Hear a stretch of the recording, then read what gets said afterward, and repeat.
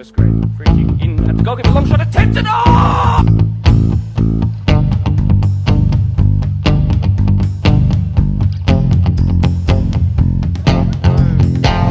Great looking pass out wide. That is fantastic. That is sensational. And that's the winner.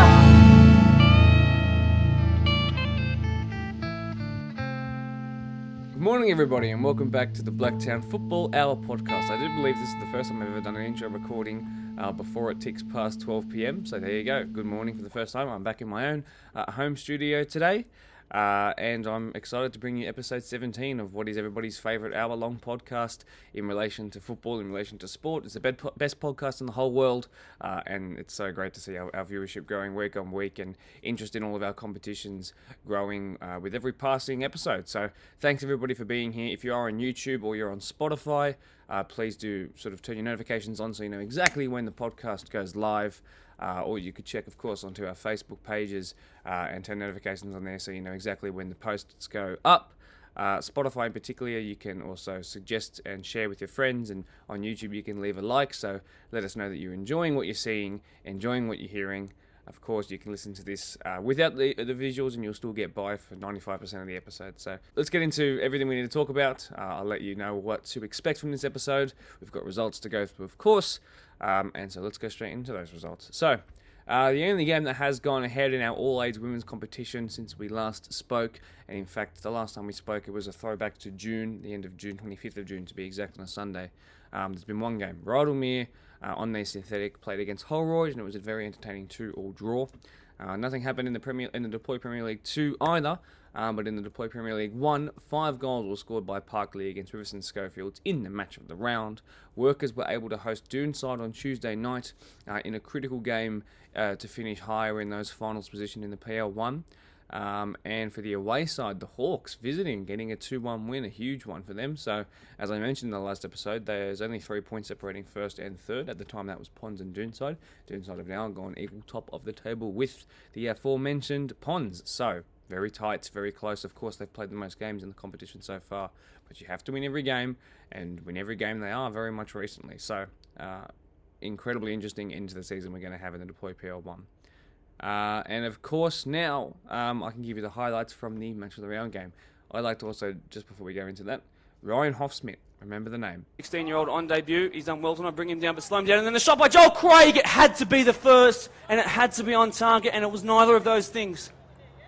A chaotic striker, much like what Joel Craig will do now in his first grade game. He also got a goal. Awkward touch there. And he's got past his man really well. He has to slide into a lot here. That could be the first goal. And who's got the last touch? And the recognition of a little extra work. In the ball comes. The keeper's missed it. And so was the header from the frame of goal behind him. So I'm sure he's been afforded all the luxury in the world to do what he likes, knowing that there are 2 destroyers next to him. Oh, great touch there. Can they fizz it across this time at the near post? And it goes in.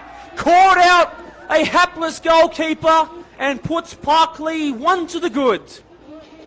Jack Edwards, who was born in England, most recently played in... Oh, a slip at the back, and it's left that man there wanting his brace, the 18-year-old. Make yourself a match of the round hero! Exceptional work from the young striker. Ryan Hoffsmith has 2 to his name tonight. Mabeck is there, and then Craig thinks about it from distance. Craig! Oh! Incredible save! Offside flag race. Take a breath, everybody. Goal kick there. Marayong Walker. What an imposing header. And will this be the hat trick? Will it be? It is! And take a bow. You deserve it. Top songs at the time. Don't Go Breaking My Heart by Elton John. You Should Be Dancing by the Bee Gees. And the top albums, Jailbreak by Thin Lizzy, Destroyer by Kiss, and Blondie by Blondie, as a penalty is given away. Gillies to make it 4. Emphatic penalty. Perhaps now they'll slow things down. Hoskin, they don't want to kick it out just yet. Well, this is why, because forward comes Hoskin. Central ball that is. Could this be 5? Our Blacktown Spartans boys hosted the mighty Central Coast Mariners. They came down to visit from, of course, their very long distance away ground. So it was a tough set of fixtures until the very final game of the day. Our 13s lost 2-1, as did our 14s. Our 15s and 16s both went down by a goal to nil, but the 18s had a fantastic win to bump themselves up the table. Usually I would show the highlights for that game, the annotated highlights, which I do speak over and edit myself, but this episode is going to be really close to an hour with the 3 interviewee sections that we have today. So I'll just say go to our Facebook, Instagram page, or our Spartans TV YouTube page, and you can watch it there. It was a fantastic win, and you'll see the unhappiest brace of all time. If you want to know what that means, go and check out that video. Search Spartans TV on YouTube. The 20s and first grade men for Spartans didn't play. Games have been rescheduled, come to a soon date. The girls visited Manly. It was business as usual for our 14s, in particular our 15s as well. 2-0 wins for the both of them. The 16s drew 1 apiece, but then the reserves lost 4-0, which was a shame. Reserve grade again rescheduled due to international duties in first grade. And speaking of first grade, they drew 1-1, and I can show you, courtesy of NPL TV, of course, the highlights of that game. Here we are this afternoon at Cromer Park here for round 14 action of the NPL New South Wales Women's Competition. They average 2 goals a game. Here's an opportunity, though, for the visitors. Ash Crofts cutting in a similar position last week and scored. This week, her effort blocked. Manette ignores, goes on her own. Poor ball by Manette, picked up in midfield by Fauna, who has a go from distance. Biazi manages to turn, gets the ball in as well. Honda's there, still alive for Manette, and she's made it 1. Emily Manette, I spoke about it earlier. She scored important goals for Manly through her career, and there's another one. Brad Attard will be disappointed with the way his defence reacted to that loose ball inside the 6-yard box. But Emily Minette will not care. They get caught again. This is an opportunity now for Galea. Gets it onto her left. But not enough power on the shot, on the turn. Back now for Jasnos. Has a look. Crosses it in. Good ball in from Jasnos. First header, 1. Markovsky with a free opportunity from Gilbane, still alive. Bit of wild play here. Galea first time, and it's just over the bar. The home team's first real opportunity of the second half. Here's another. Manette misses the header. It's still alive. It was Kerr's shot blocked in the end. Dasko took a tumble, and she's lost the ball as well. Now Manette in on goal, going toward the box, takes it early, and almost catches out Anna Norton. Here's an opportunity for Manly now, delivered into the box. The ball's alive, and it's Yuka Honda, but I think the referee's given a foul. In fact, she has. Here's Jasnos. Gets the ball into the box, Crofts, and Crofts makes it 1-1. A fantastic cross in by Jordan Jasnos to find at the back post Ash Crofts, who heads in to make it 2 goals in 2 games. Running into the box, Briley Henry, still Henry, does well to the back post, Jasnos for the win. It was on her wrong foot, and she sent that one over the bar. Gets it into the box, Rose, and Crofts couldn't get a touch on that. As the referee brings this pulsating clash at Cromer Park to an end. Manly United 1, Blacktown Spartans 1. I've left our awesome AYL boys until last for the results, and I'll let you know why that is in just a second. We hosted Macarthur FA, and I got to be there for all of the games.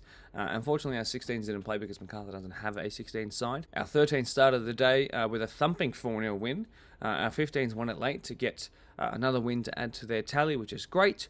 And our 14s had their first draw of the season. Now, I've left the 14s AYL side at last out of any of the results today because our first interviewee of the day is actually the coach of this incredible AYL 14 side.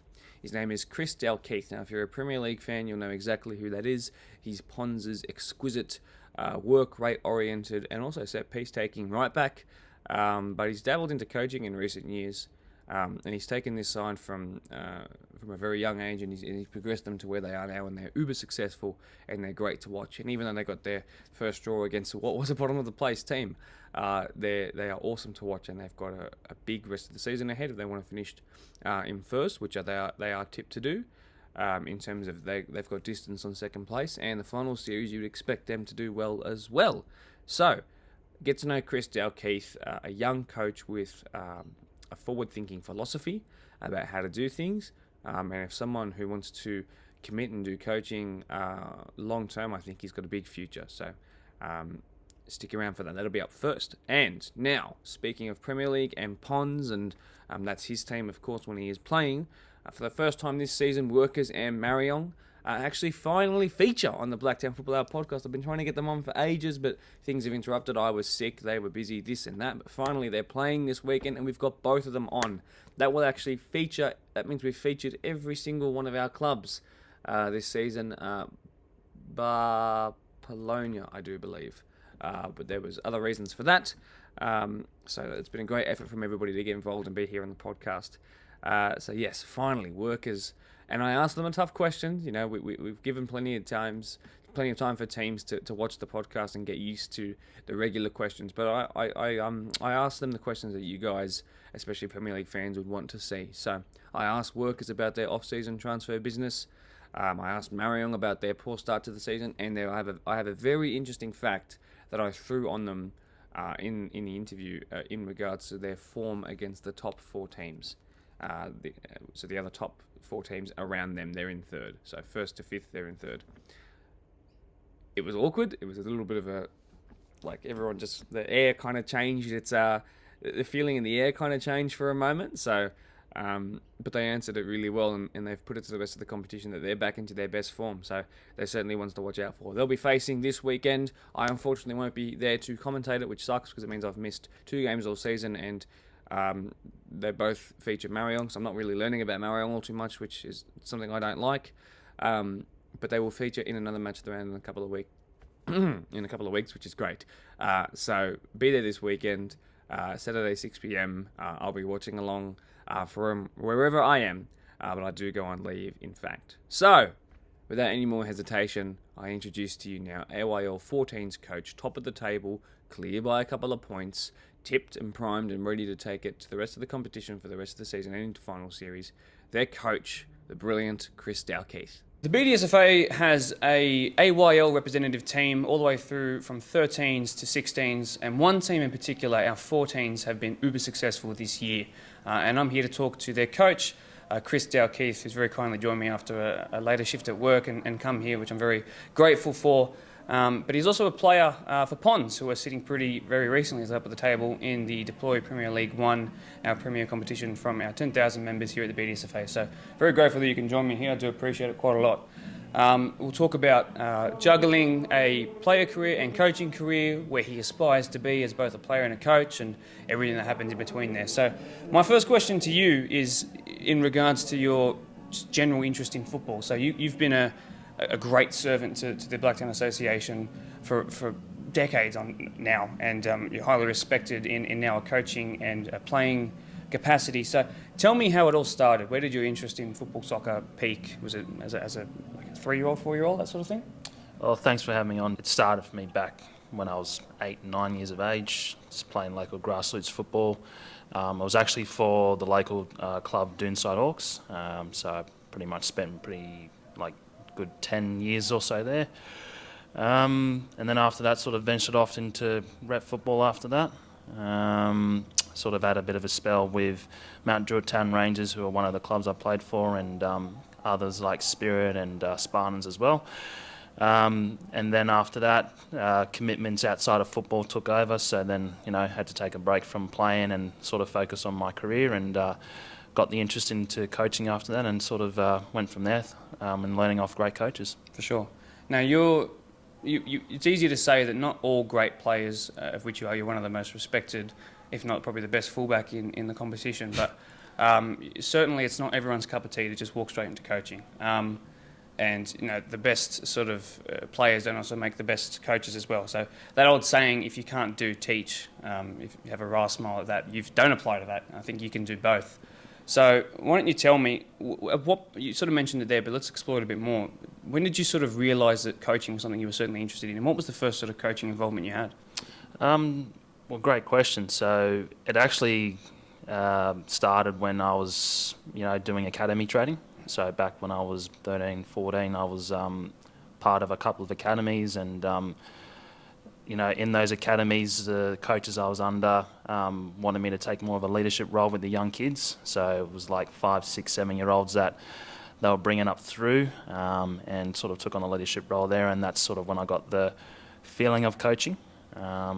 It was later in one of those years that I took on a grassroots team and sort of worked with them for the season, and then sort of explored outside of that with learning off some mentors that got me more passionate and more involved into the game of coaching football, and sort of guided me throughout the stages of rep football and rep football coaching, and went from there with spending many years coaching 9, 10, 11, 12-year-olds, and then now coaching 13, 14-year-olds. Excellent. So the progression all the way up. Those 13 to 14-year-olds that you're with now in that 14's AYL squad, to be exact, 40 points from 16 games, 59 goals scored in that time as well.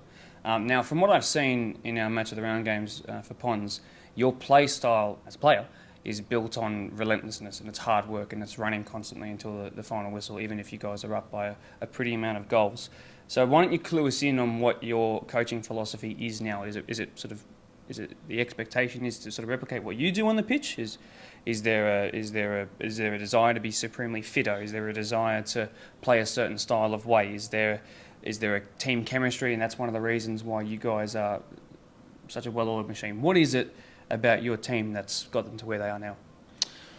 Well, I think it's mainly from my own experiences that I've learnt at their age, and sort of now guiding them, teaching them, the positives, the negatives, every sort of emotion you could feel playing the game, and that's sort of applied to them throughout, their entire careers at the moment, because I've been with these boys since 9, 10 years of age and worked with them the whole way through to now, and everything I've taught them up until now is from my own experiences and from what I've learned as at their age, and sort of trying to give them the best best advice and best philosophies going forward for their future careers, because a lot of them got a lot of potential to even play high football. So hopefully one day we can see maybe a couple of them even playing in the A-League or even aspire to go overseas. But they're a good bunch of lads, and hopefully they can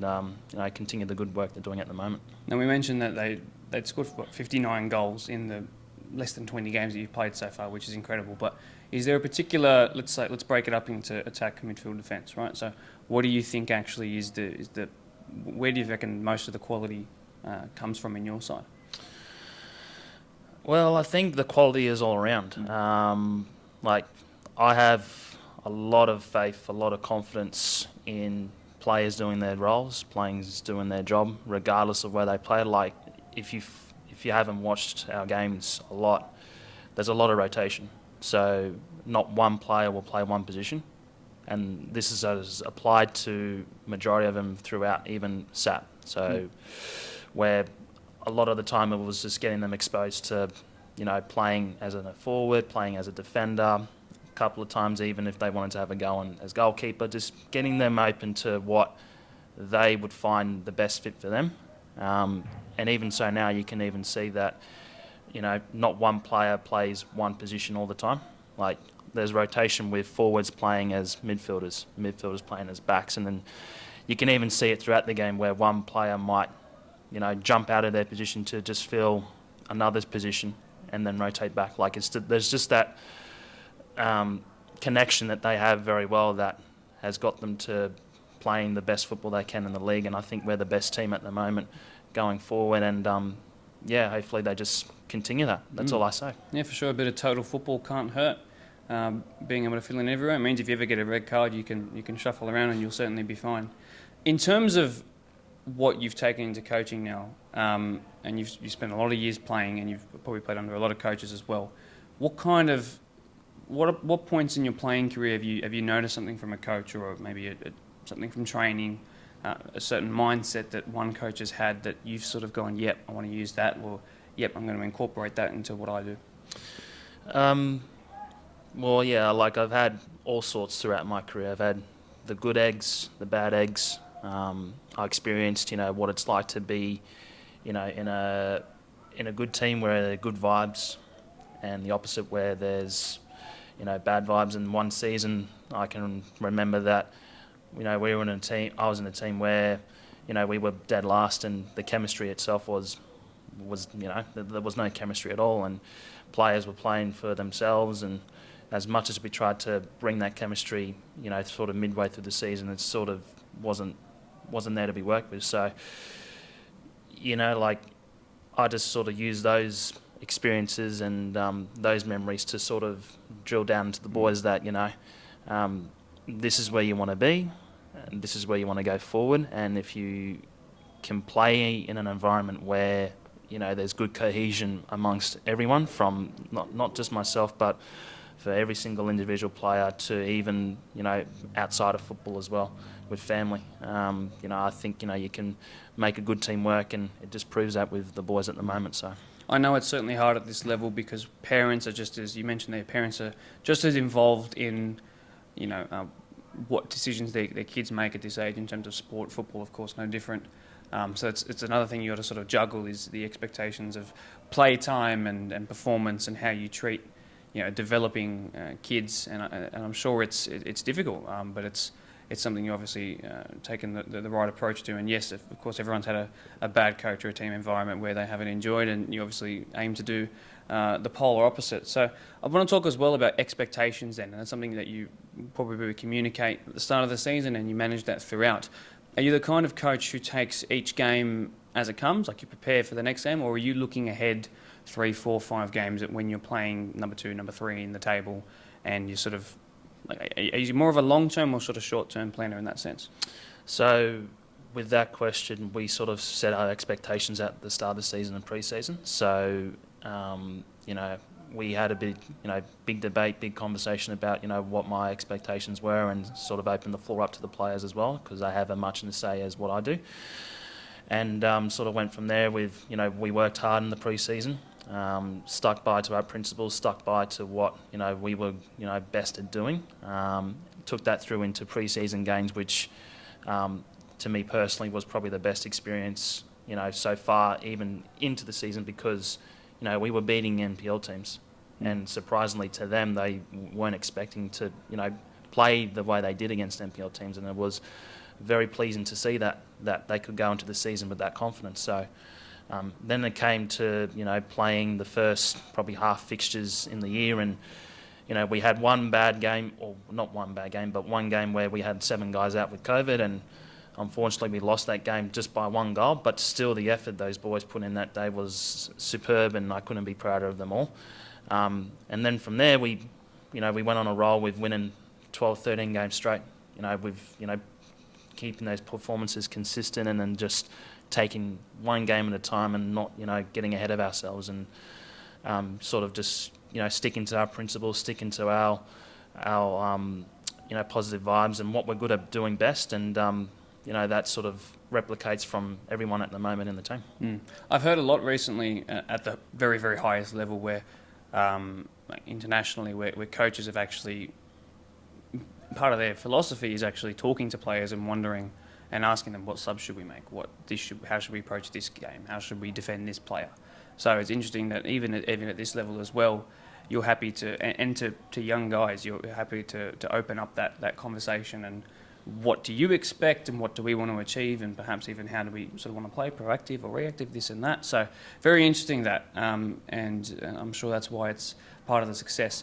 You also mentioned as well that 12 to 13 game unbeaten run. Now that came to an end in the recent couple of weeks ago, to the guys who were coming in second, the Southern Branch.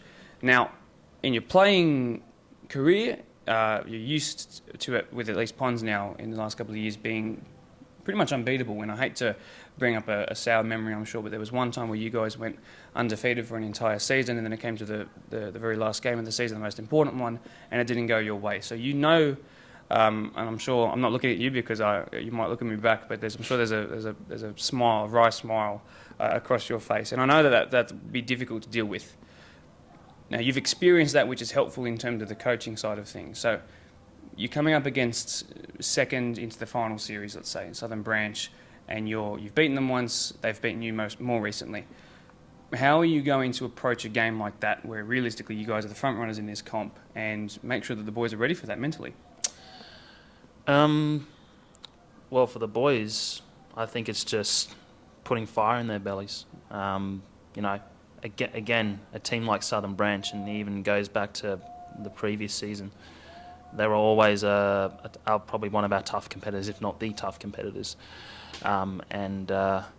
It's for them, it's just a matter of just getting one back against them, and I think the loss to them did the world of good, even though it sucked and it hurt that we had to go 2.5 hours down to play a game and then come away with a loss. It hurt the drive home. I won't lie about that. But I think a lot of them, during that time, even on the drive home, could reflect on their own performances and know where their mistakes happened in the game. And obviously, coming up a team like that again, those mistakes won't happen. And we'll make sure we get the job done. And hopefully we're the ones on the end, happy and winning the game. So Sure. I'm pretty sure that, I've got the ability in the boys for them to get the job done, and hopefully they can get it on the day. Absolutely, and that's how you need to approach games. I'm sure just that sort of ice cold look into it, and that's how I'm sure you guys will do it. And I wish you guys the best of luck when that next opportunity does come around. My final question to you, and it's in relation to the future of what you do with coaching. And I'm obviously not saying that you're looking to leave the 14s at any time and move to a higher side, but is there a part of you that looks to perhaps the NPL and wants to be there one day in some capacity? Is that something you desire to keep coaching into the many years into the future?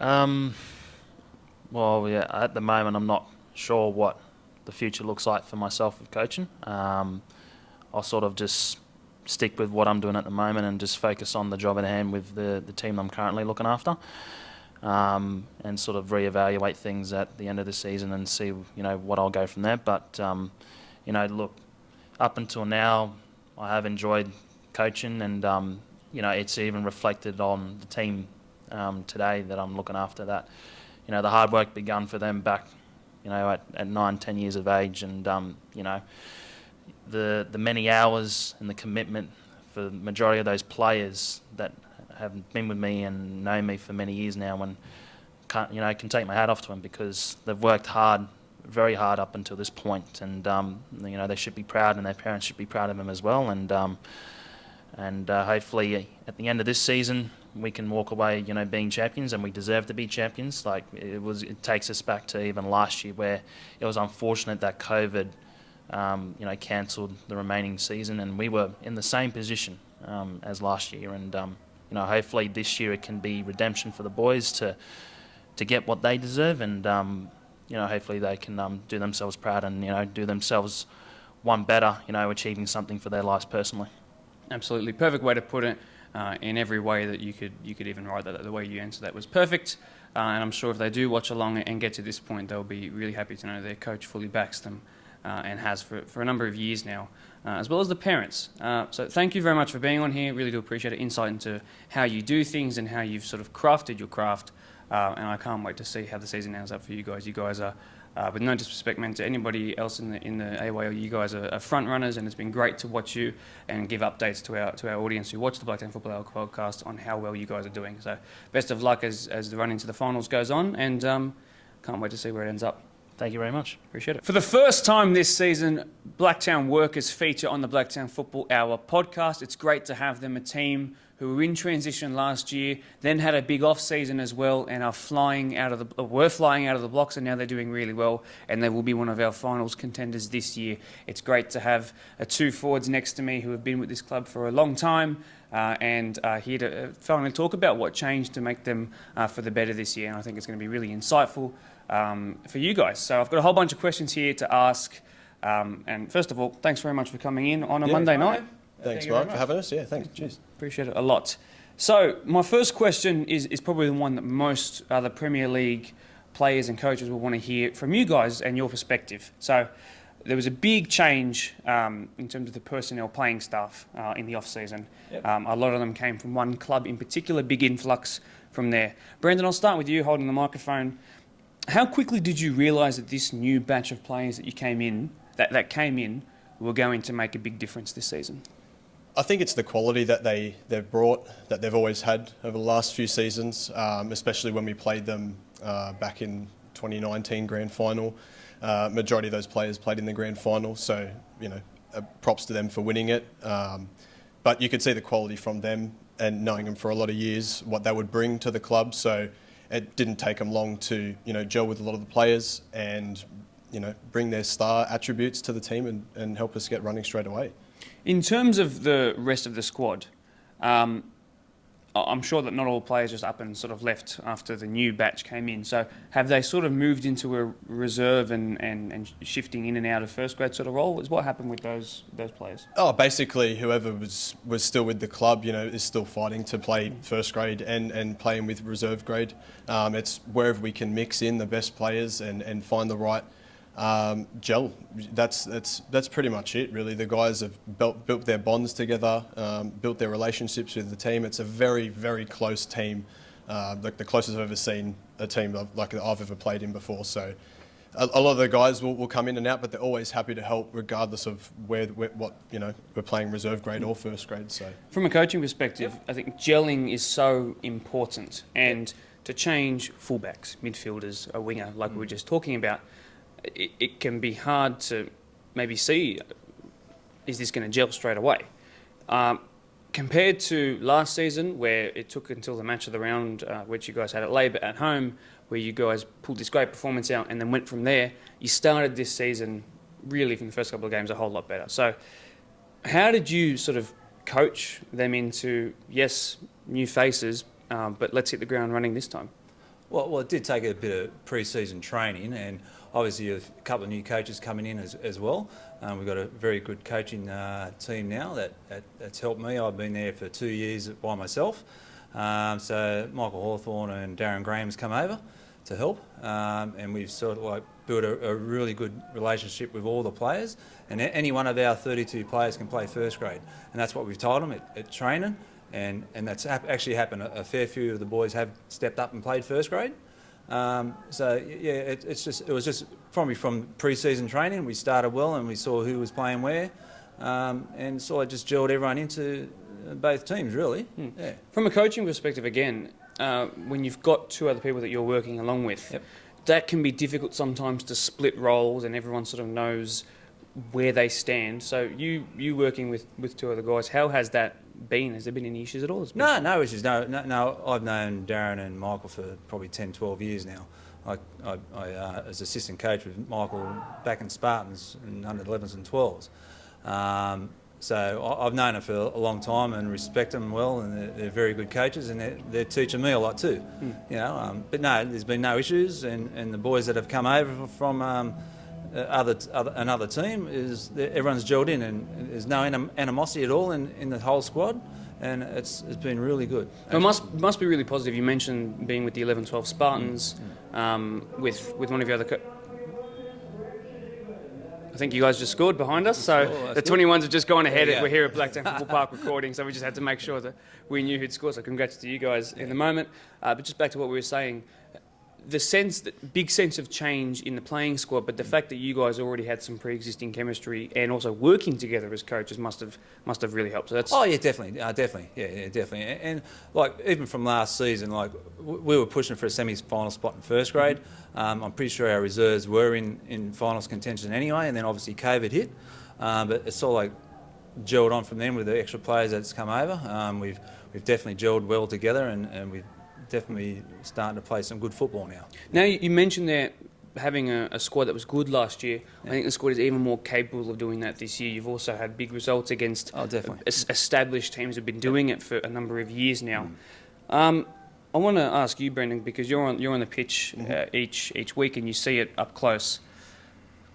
In terms of if you had to split your team into defence, midfield and attack, where do you think, and again this means no disrespect to last year's squad as we've said to plenty of teams who have changed a lot from last to this season, but where do you think the biggest upgrade came that you've noticed? Is it your ability to not concede as many goals? Is it your ability to score more goals, or is it your ability to dominate the midfield, run more than the opposition? Where do you think it's improved the most? I think drastically, mainly is what we wanted to fix up was the midfield and the defence. To try and not concede as many goals, to control games a lot better. The attack has done so much better. We've got quality strikers and wingers that have come across and have been there since last year as well, that have definitely proven their worth to be a part of the team. But I'd say it's definitely the midfield and the defence is what we've really focused on. Having a lot of players filter through for those sections has definitely proven why we're a part of the top 5 this season. Absolutely.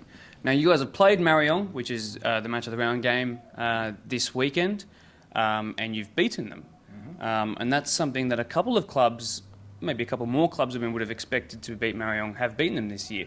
So if you can clue us in and clue everyone else in ahead of the back end of the season, I'm sure you won't want to reveal too much, but what is your secret ingredient? What's the secret to beating an established giant like them? I think it was the start of the season that really showed what we had to do. It was, if this game is coming up and it's coming up quick, I think it was round 5, but we'd only played 2 games prior to that. So it was basically, if we're going to make a mark on this season, it's got to be against this team. And we have to go out hard, go out strong, and that's what we did. I mean, it started out within the first, 15, 20 minutes, we're up 2-0, and they scored a 1 goal right before half time, and then the second half stood out to be 2-1. So we had to start strong and finish it off just as strong. And it was probably one of the hardest games we've played, most physical game. When the ball went out, the ball comes straight back in. It was non-stop. It was one of the games that I've felt the most tired after because it just did not stop, because you've got Marayong consistently coming back at you. And yeah, I think we're lucky enough to hold off for the win at the end of the day. Do you think that you'll have maybe it'll be even tougher this time? I'll be a lot tougher because they know how we play now, so it's definitely going to be tougher. Any game from now on to the semi-finals is going to be tough. So, as it is in Tier 1 anyway, every game, no matter if it's the team coming 8th, team coming 6th, whatever, it's a tough game. And I'm sure that Marayong will come out definitely stronger, but we're going to have to be up for it too. So we're going to have to prepare our guys too. So, hopefully we can get a training run in this weekend, or before the weekend, and go from there, yeah. You guys had them in a match of the round last year towards the back end of the cancelled season, and you guys went down, but it was quite close to the Park Lee match of the round win. So I remember thinking that you guys were coming into your better form, and you played well, you scored on that day, but they were too good, and they ended up where they ended up before we got canned. So it's good to see now, in the reverses, that you can take it to them, and it'll be very interesting to see. Not that I'll be there this weekend, unfortunately, but it'll be very good to see what happens. I'll be checking my Dribble app and refreshing as much as I can. Speaking of Marayong, and I think probably to mention as well, Ponds. Now, we talked about established clubs with high expectations. Yep. Now, there are plenty of clubs that have taken it to those guys this year. In fact, it's probably the closest the comp's been in a long, long time. Yeah, I'm glad that I've moved into what I'm doing in a time where it's 5 teams, 6 teams are capable of winning everything. Yeah. Anyone is. Yeah. I'll have to ask you though, that pedigree, that obviously is a big comparison to make, but that sort of Real Madrid-esque, these guys are going to win the European Champions League, like that feeling inside of those 2 teams is so strong. And I know that everybody else, Quakers this year, you guys this year, Doonside as well, they want to get to that feeling of, this is going to be a hard game. Yeah. How many sort of years, you guys can both answer this question, please, but how many years do you think it needs? How many achievements do you think you guys need to sort of put yourself, like for example, you've got the home stadium for it. You could happily represent the face of BDSFA's Premier League and have that stadia, and it would look from a marketing perspective fantastic. But how do you become that established giant, and are you trying to be that? Oh, look, definitely trying to be it. We've got high expectations at the club, and the sports club as itself. Look, we've got probably a 2 to 3 year plan to try and get to the elite straight away after that. And we want to be up there with Marayong and the Prawns as they were and have been over the last 5-8 years. So we definitely want to be there and we want to stay there. So we got a 2 to 3 year plan where within that time frame we're going to be up there and staying up there. Definitely. Absolutely. Is that something you agree with? Yeah, I think so as well. Considering where we started a couple of years ago, first time back in the Premier League for Workers, obviously after a 5-year gap, I believe it was. Blake and I, my brother, come over from Minchinbury to start something new, to try something new, to a bit of change of scenery, and to come to a fresh team. So we look at the start of that season. I look now, there's only 4 players left from that original season, so it is quite astonishing. Players come and go on, and it's necessarily we can't say we've been rebuilding, but we've been building. So it's taken its time, the last 3 years, to get to where we are today. Fortunately enough, we've attracted the right players and the right staff outside of it to continue driving this team forward. So it's very exciting times, and we're happy to keep going really strong. Now, everybody in a mad rush to the finals will be aiming to finish higher in that top 5. Obviously, you guys have a top 5 because you're a 9-team comp. Everybody will want to finish higher because higher would mean home finals. Interestingly enough, the mighty Labit hasn't necessarily been a home ground fortress this year. And if I can do this without looking at my notes, I'll be doing quite well. So of all the games that you've played this year, your away record, you are undefeated. You have 6 games, 5 wins, 1 draw, so undefeated, of course. Almost perfect amount of points, only dropping 2 of the 6 times 3, 18. So you've done very, very well. Your home record, only 2 of your wins from the entire season have come from there, and you've had some losses. So, look, we can have a giggle at this, but are you aiming for a home final? Or are you going to try and aim to sit in a spot that goes for an away final? I think we're just aiming. We'll be aiming for a home final. Aiming for a home final, 100%. Wherever it does end up finishing, or what it does, because it is so close. There's only 3 points between first and 5th. We've got our catch-up game against Doonside tomorrow night, so that'll give us a good indication on where we're going to be sitting towards the end of it. But definitely aiming for that home final. More seriously, is there a reason why only 2 wins have come at home? Is it? I don't know. What is it? Oh, I can't even tell you. I think that there's 2 our 2 losses that had come from it that we did lose at home, both being 3-2 losses. We just never turned up for the first half. Okay. I can be honest about it. We look at it now and say that, we didn't turn up. Went down 3-0 in first halves both times, very shockingly. But then the second half turned around and it showed why we are here to play. Scored 2 goals in both halves respectively for those games, but it's just one of those ones. You either turn up or you don't. So yeah. So the bad performances have led to bad home record, and then going away, it's been a whole lot better. Obviously, I think it's interesting because the 2 times I've been able to watch you, or 3 times I've watched you, twice have been at home, and you guys have seemed to lift towards the end of games when the crowds the sound is reverberating through the tin. And from my perspective, when I looked at it today, I thought, for sure that their home record will be something that'll be, that everyone else will want and desire. And then I was surprised. But it's probably not that big of a deal. I'm probably making too much of it. And I'm sure you guys will you can obviously put it down to go 3-0 down is uncharacteristic of you this season. Yeah, so right. Definitely. So we'll see what happens tomorrow night, of course. My final question for you is about expectations and goals. And everybody sets goals at the start of the year. You have a moonshot goal, I'm sure, and you have a realistic, this is what we want to achieve goal. Everybody's goal is to finish in a finals position, unless you're, of course, one of those 2 established where first place or bust. Tell me about the goals at the start of the year, like if we can throw back to when we had a chat out there on the pitch.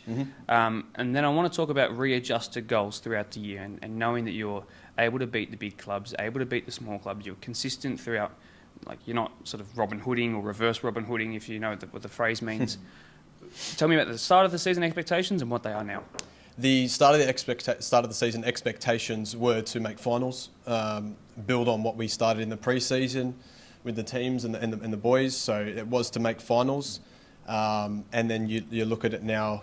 We're sitting pretty comfortably in amongst the top 5, and it's not going to change from there. So basically, heading into the last 5 games that we've got to play, 4 of those games are against the rest of the top 5 teams. So virtually in order, we're playing them. So we're aiming, it'd be great to aim for top spot. It's that close to still aim it. It's still achievable. It'd be great to finish up there, like our Rezzies are sitting in first. So we'd like to match their performances this year. A lot of ours our success doesn't go out without those guys as well. So it'd be definitely aiming for the top spot, but wherever we finish, it is what it is. It's very close. There's 3 points between, Ponds have a game in hand, but 3 points between them and Doonside currently residing in 5th in that final elusive final spot.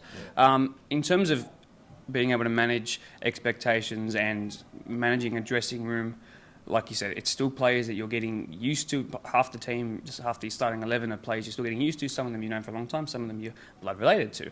So it's a bit of a mix. But from a coaching perspective, for our final question is, how do you make sure that the boys don't, go out there when it comes to critical games and be too scared or be too overhyped? Or how are you going to manage that before the critical game days? Well, it's just about a management of getting them switched on. If it starts from training on Wednesday night, we make sure they're switched on, they know what they've got to do, and we set the teams out from then, and then go through onto the Saturday games, and it's just a matter of making sure they're switched on and turn up switched on as well. Especially these last 5 games, it's going to be very critical. We drop 2 games, we could even be pushing out of the top 5. So and that's the same with other teams too. So it's every game is going to be like a semi-final game. Leading up to the final. So, it's just a matter of me and the coaching staff to get them switched on and stay focused and turn up on the Saturdays. That's part of it. Fantastic. Take it game by game and make sure that you're settled.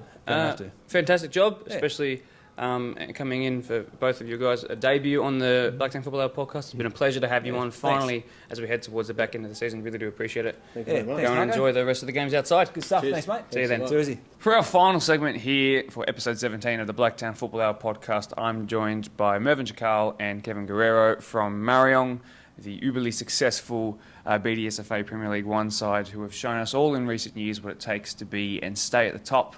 They've got some very interesting things to say, and I'm finally happy to say that they're here on our Blacktown Football Hour podcast, ready to not quite spill all their secrets as to what makes them so successful, but perhaps give us a bit of insight and perhaps clue you in on what it takes to be at that level. So first of all, boys, thanks very much for coming out here on a Wednesday night and joining me. I really do appreciate it.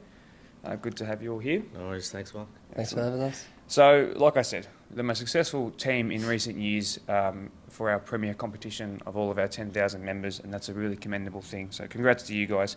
Kevin, if I could pass the mic to you for the first question.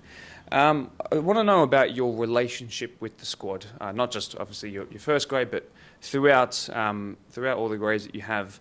Are you someone who's always employed that kind of boundary, or are you more of a I'm one of the boys and I'm very close with all the players personally? I think pre-season we always new players, so it always changes. You lose players, you gain players. So tend to start with the pre-season. We got to earn the wins first, and then we can have more laughs. So it's pretty serious pre-season. But then as we go, we get the wins. We all connect, and we But in terms of no, I don't. I'm not close to the players like friends, but I'm always there if they need anything for a phone call or a chat. Absolutely. Yeah, it's just sticking on the topic of pre-season for a sec before I ask the same sort of thing to Merv. What does pre-season look like for pretty much what I can say is our best club as of the last winners? So are you someone who is making sure that you go above and beyond to make sure that you have the fittest team, or is it more just... Is it a mixture of fitness and this is how we're approaching this year and team chemistry? But what's your priority in pre-season? Fitness first, but that's why I organise pretty much straight away after the season's done for next year. Just tough games, so a hard pre-season. So, but the thing is, when you do organise tough games and you fall short, with players missing during the week or whatever, it does hurt a bit. But I mean, in the end of the day, it's just friendly game. But it's more for the players to get fit, work on the whole squad as a team, and just fitness. Just one more thing, actually. Do you dabble into a lot of pre-season games, and then you got Cotton Cup as well and Australia Cup? Do you go into all three of those in pre-season? Yeah, pretty much. Yeah. As much game time as you can get. More games are better. Yeah, of course. Merv, just passing on to you now as well. I want to talk about what the training vibe is, not specifically in pre-season, but every time from first session to last each year. Is it Kev talked about it a bit there, but for you guys as players, is it quite banterous, or is it relatively, not awkwardly, but is it relatively serious the entire time? What does it sort of look like at Marayong? Yeah, look, from the start, it's a bit of banter, a little bit of joking around until the warm-up starts, then everyone sort of cracks down from warm-up all the way to the end. We do have a squad of 32 class players, and everyone's got to fight for their spot in their starting lineup, so it does get very competitive in the training. But towards the end of the training, like at the end, there is a little bit of banter about which team wins, and the losing team has to pack away the goals and things like that. But yeah, it's very competitive. So I imagine that sense of your spot in first grade, whether you're a goalkeeper, left back or striker, is not safe. I imagine that's the mentality you guys go into each time you get together. Yeah, and whether you're captain or not as well, whether you're the best player, it's never cemented really. Like I said, we do have in each squad 16 very good players, and yeah, if you're not there and you're sort of falling behind, you're on the bench basically. So. Sure. Now I want to talk about a time that I can't say I was there for specifically, but there was a season in which, in the league campaign, your great rivals Ponds went undefeated before it went to the final series, and they ended up losing twice, and the very final time that was against you guys here at the grand final. I want to talk about what it takes as a coach and a captain for you guys to approach a team who were very close to being branded and labelled as invincible. So if we go back to Kevin first, when you guys played them in that grand final, yes, they had just been beaten by, I believe it was Quakers, I think you said. Was there a feeling, and did you approach it as these guys are now proven to be beatable, or was the approach about sort of preying on them while they were down in a sense, or was it just this is another game? Just another game, but another hard game, obviously. We do know what they're like week in, week out. Missing key players or not, they always show up, and it's always a hard game you have to battle to win. And it was just, it was another hard game. They've recently gone top in this season in the last couple of weeks, and obviously they had some great things to say on the podcast about going top. It was post game after the midweek match of the round here, but obviously you guys have done it plenty of times against them in the league and in finals.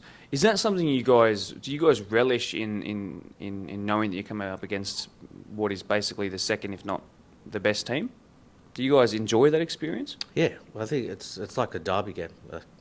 I think it was a bit more rougher back in a couple of years ago, but still always a tough game. There's always a build-up to it. You know, there's some players know the other team, and a bit of banter, but it's always like good games.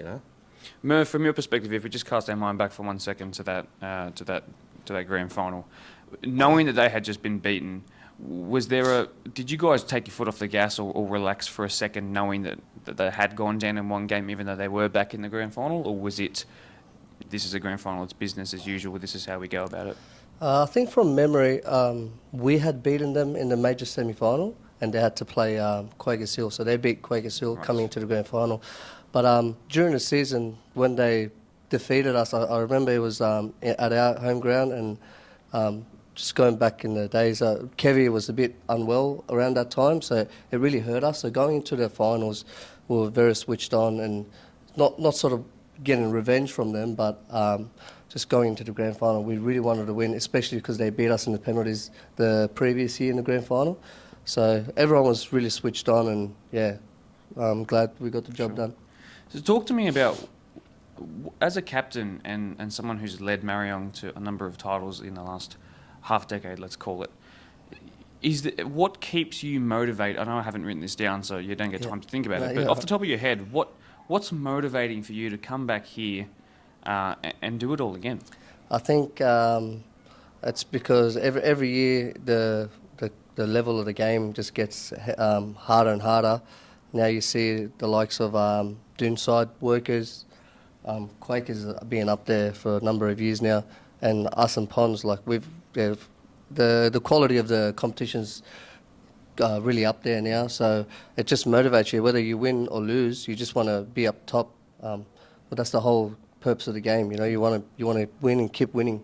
So. Kevin, I'll ask you. I think Merv's led us into a great point there. But from a coaching perspective, I'm sure you've noticed that I don't think your teams are necessarily dropping. I think it's just that everybody else around is improving, which I think is a wonderfully healthy thing for a competition. So again, from your perspective, this season actually didn't start as good as you would have liked in terms of where you guys were sitting on the table, and from my perspective, not getting to watch you until finally at a match of the round game when I was off sick a couple of weeks ago. You guys looked far better than what I thought the table had suggested in the first couple of weeks of the season. So can you talk to us about what was going wrong in that first half? I don't think there's excuses. I think there's just like you said. I think the other teams are stepping up against the Ponds, the Marayongs, so they're playing to beat us, you know. And I think sometimes we're still on that level where you know, it's another game, but it hit us this year, especially with the 3 losses. So yeah, I think it's good as a competition that even the bottom teams that didn't make it are getting some good results against top 4 or 5 teams. I think it's definitely something to suggest now that with your pedigree and your record in recent years, that you are the game that everyone is not keen to play in the sense of we're likely to be beat, but we're going to give out 100%. It's the occasion. It's no different to the pre-season friendlies that A-League All-Stars are happening now against like Barcelona. I think it's genuinely at that we want to beat these guys just to prove that we can, and it sends a message to the rest of the comp. That's what you guys have established yourself as in recent years, and I commend you for it. Speaking of which, though, with other top teams, and this is the awkward question as I flip my page over, and we talked about it just before we went on air, as this might go straight to Merv. Now, I just have to be 100% sure on my facts before I say this, but in terms of the top 5, it's a 9-team competition. 5 go through to the finals. You guys are sitting in 3rd, so you make up one of those top 5 spots. There's 4 teams around you in descending order on the table. It goes Ponds, Quakers, and you. Then it goes Workers, and then it goes Doonside. Okay, so that's our top 5. You've played those 4 teams once each, so you could have got a total of 12 points. You had a tie with Ponds, which was the first of the lot, and that's the only point you've gotten out of 12 against the other top 5 finals teams. Yeah. That's awkward for me to ask you, and I'm sure there'll be plenty of people who have just put their popcorn on a higher setting in their microwave as they're watching this.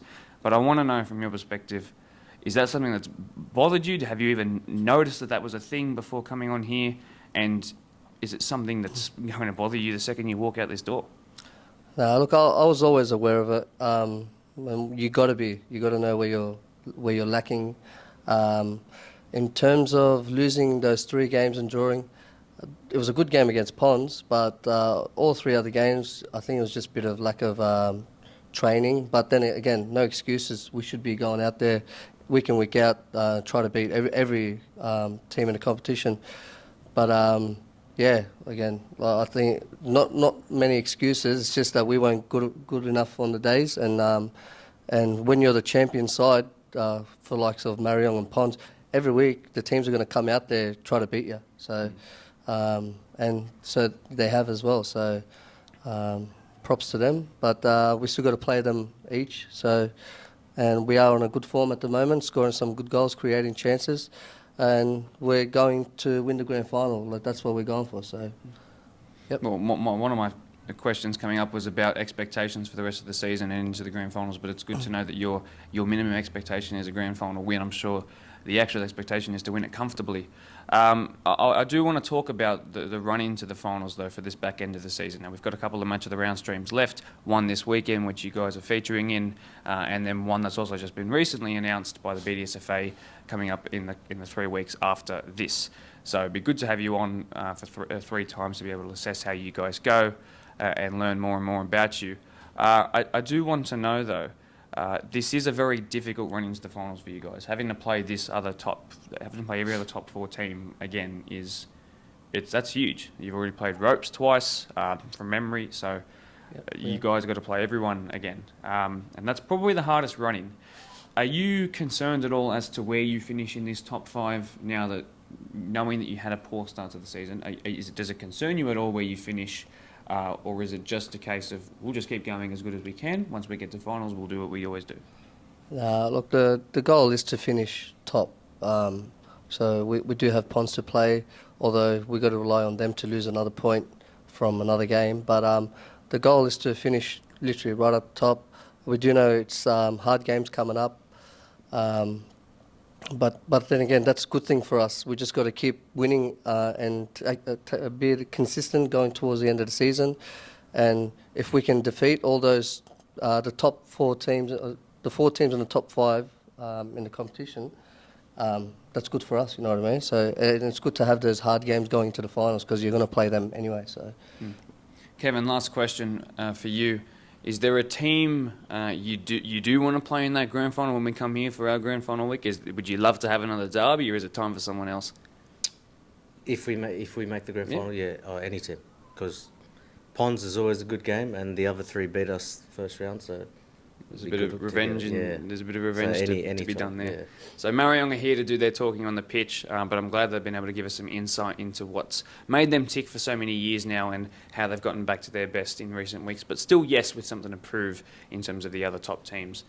They still have plenty of time to do it, and of course they've got 4 games they could go completely undefeated, get all 12 points from those 4 games, and we'll be telling a different story as the most important part of the season, the end of it, in the run into the finals. Boys, thanks very much for joining us here. Really do appreciate it. Best of luck this weekend, even though I won't be there to watch it in person. And we'll see you in the finals, I'm sure. No worries, thanks, Mark. thank you, Mark. Thanks for having us. And so that does it for talking to Chrisdale Keith, to Workers, to Marayong the Fords from Workers, and Kevin Guerrero, and as well Captain Mervyn Chakal. Great to speak to them, finally good to run into them as well. It's been a while since I've seen them in a match of the round. Very interesting.